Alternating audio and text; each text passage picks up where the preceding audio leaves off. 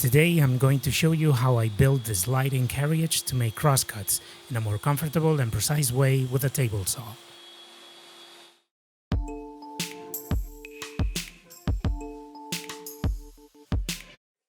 This is the second in a series of 5 videos about my new woodworking bench with a table saw and router table. I'll start by showing you how to use the sliding carriage and all it can offer. The first advantage of the carriage is that it gives me more working space to cut large pieces. I fix the carriage with 4 screws for when I'm not using it. Once unscrewed, the carriage slides with relative ease.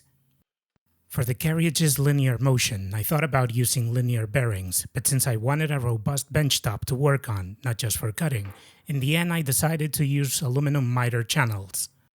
The other prerequisite I had was to have everything on the front of the workbench without anything sticking out.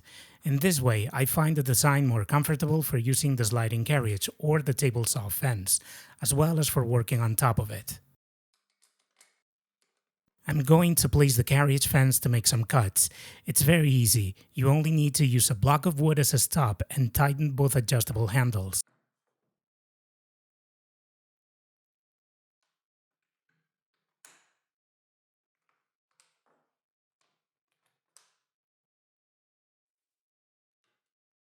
This is the miter track stop I'll be using with the fence.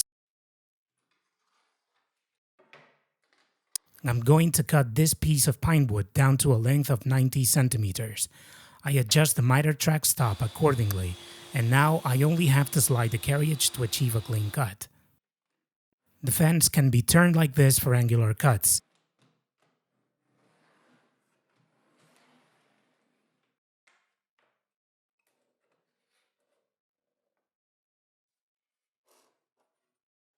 Of course, the T-track profiles I've used to secure the fence can also be used to hold the workpieces.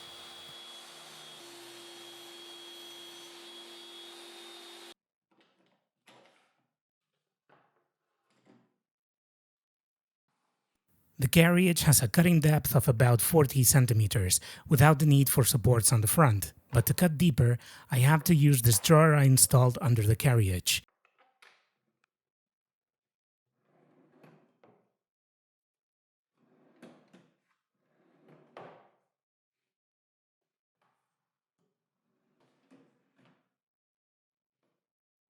It's very easy to operate.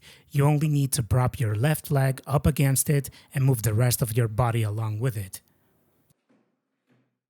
Using this system, I can achieve a cutting depth of approximately 73 centimeters.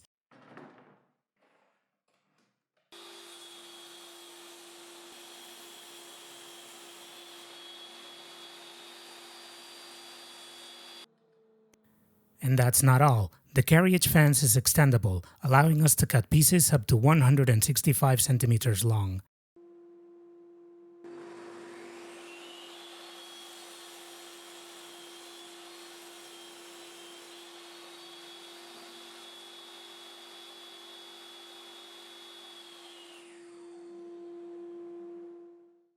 In this animation, you can see the 3D CAD file included in the plans for sale on my website. Also, you can see what the workbench will look like once finished.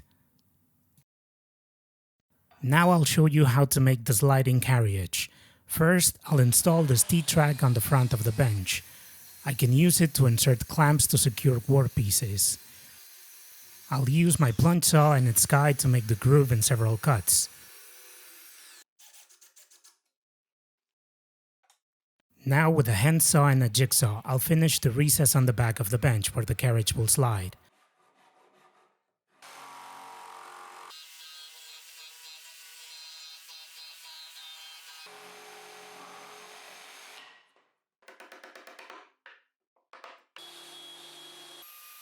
I'll cut the bottom part of the carriage to size and make sure it fits in its recess.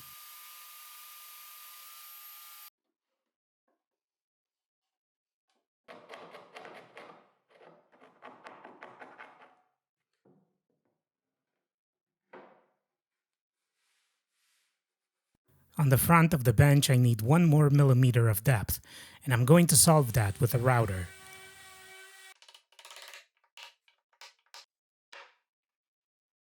Now I need to screw on this middle piece to reinforce the bench top.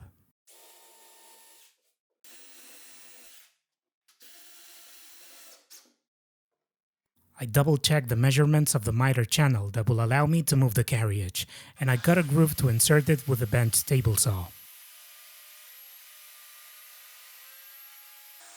I cut the channel in several runs, ensuring I don't cut too deep or too wide.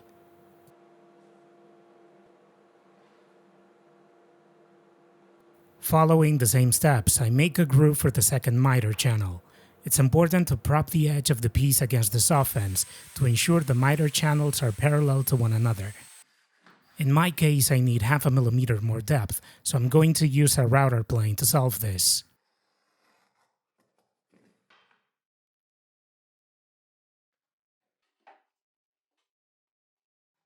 With the plunge saw, I finish machining a recess for the miter channel on the bench frame. I can't use the holes that come with the miter channel, so I'll have to make new ones. I've thought about fastening the channel and the plywood piece at the same time using only 3 screws. One goes in the center, right over the small piece I screwed to the bench a moment ago, and the other 2 will go in each of the frames. I drill some holes for the threaded inserts that will allow me to lock the sliding carriage in place when not in use. I apply 3 coats of varnish on the plywood piece to protect it, as well as to make it slide more smoothly. After some final adjustments to ensure the piece is level and at the same height as the frames, I screw it into place. In order to ensure the sliding carriage works properly, it's very important that this piece and the rest of the upper parts of the bench are flat, so I'll double check to make sure. This table comes with a lever to quickly attach and remove the riving knife. I'll tighten its steel cable so that it takes less travel to operate, as I don't have a lot of space. It's time to lock the table saw into its emplacement. First, I try to adjust it to the proper depth. The most important part is to make it so that the miter channels I just installed are parallel with the saw's built-in channels. Using a block of wood and a square, I verify whether the distance at the front and at the back of the channels is the same. After this adjustment, I mark the positions of the holes that come with the saw to place some threaded inserts on the shelf. I remove the shelf and drill the necessary holes. I place the inserts and screw the shelf to the workbench.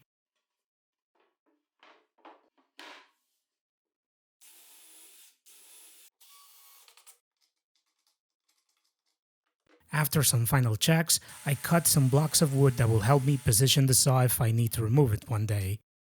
This way, it will always remain in the same position, parallel to the miter channels I've installed. I glue them on with cyanoacrylate, and when it's dry, I remove the shelf again to fasten some screws and strengthen the bond.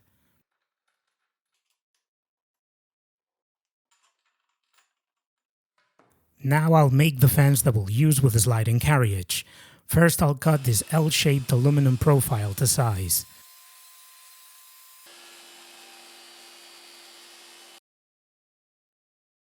I drill the necessary holes to attach it to the workbench.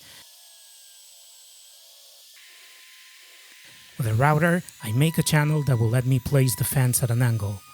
This could be done with a coping saw and a file. In fact, I think it would even be a better option.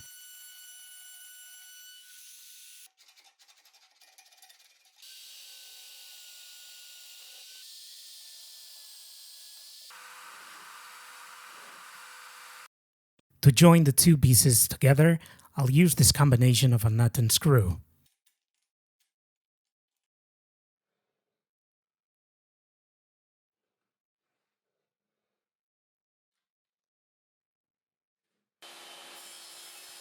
I'm going to cut another section of the profile where I'll insert 2 steel pipes, which will let me extend the fence.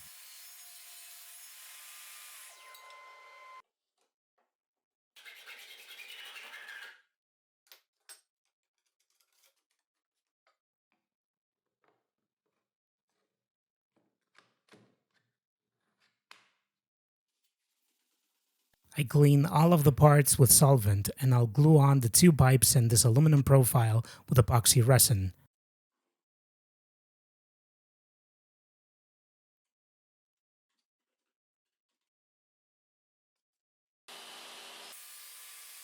Now I'll cut and shape this piece of HPL panel that will allow me to lock the extendable part of the fence. It's not the fastest locking mechanism I've seen, but with these kinds of pieces I haven't been able to design anything more versatile.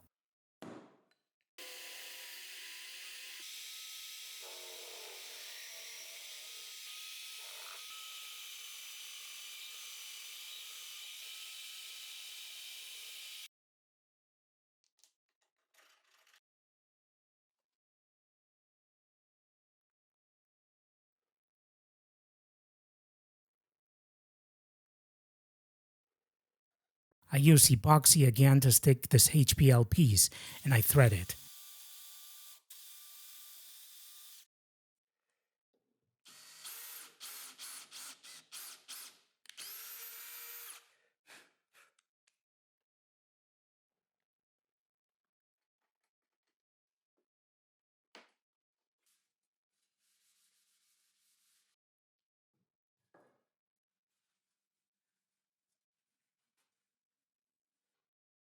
I test out the fence's extendable system and it seems to be working okay.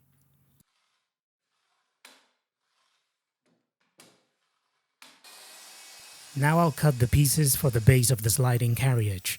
I'm going to use a piece of birch plywood screwed to another piece of this material I'm cutting. It's similar to MDF, but harder and with melamine on both sides. For the original design, I used a single 18mm piece of hard plywood, also a perfectly valid option.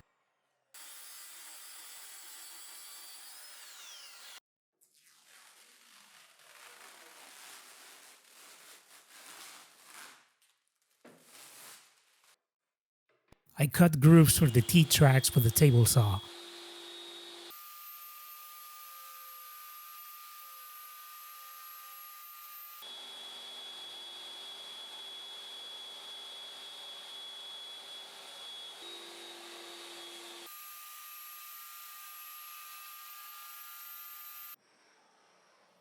I finish adjusting the grooves by hand with a router plane.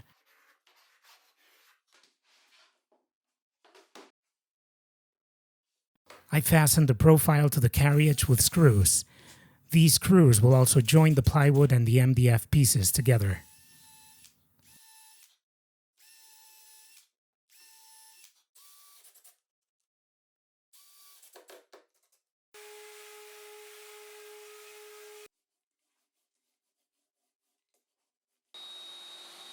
It's time to cut the sliders that will act as guides for the carriage. I'm going to use HPL, but some kinds of hardwood, Teflon, or other types of plastic boards could work as well.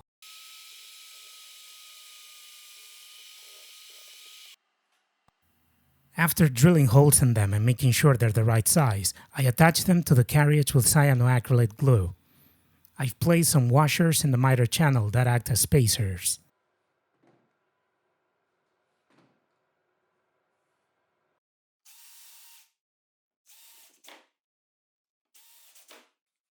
Now I'll put the bench table saw at the same height as the carriage and the other part of the station, where the router table will be installed. To do that, I've cut some pieces of plywood. Apart from that, we could also use 1 or 2 pieces of EVA rubber. With this, and by tightening the screws that secure the saw, we could get a few more extra millimeters so that we can adjust the saw's height more accurately. It's time to cut the pieces to make the drawer that acts as a support base for the sliding carriage. I'll use some fairly robust full extension drawer slides.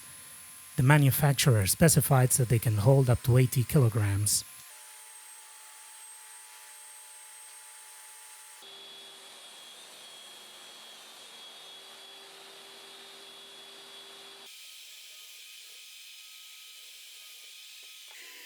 I make a hole for the threaded insert and use a jig to assemble the drawer with screws.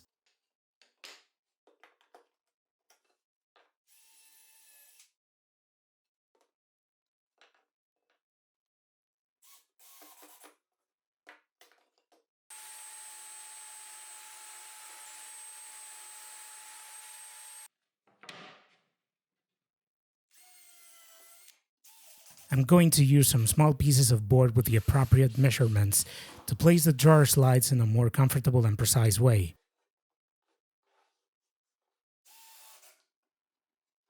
After fixing the drawer in place with screws, I make the other piece on which the sliding carriage will rest.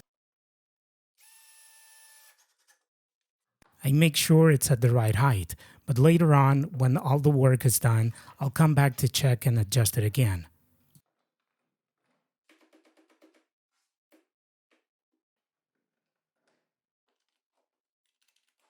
I'm going to put the self-adhesive measuring tape on the fence.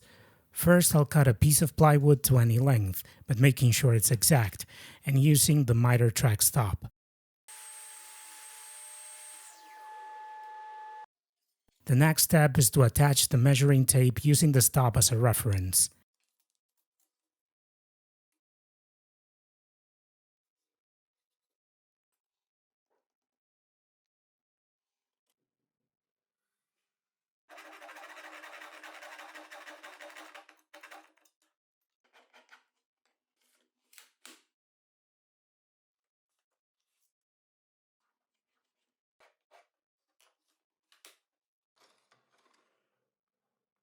These kinds of stops usually have a micro adjustment system, so I can come back and readjust it as needed.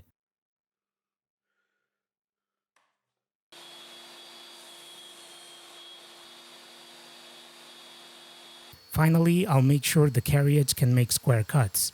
To do that, I'll cut a 60 centimeter wide board strip lengthwise. I turn the piece and repeat the process. If everything is okay, the resulting board strip should have the exact same measurements at the entry and exit points of the cut. That's all for today. In a few days, I'll post the third video, where I'll be showing you how to make the router table. See you soon.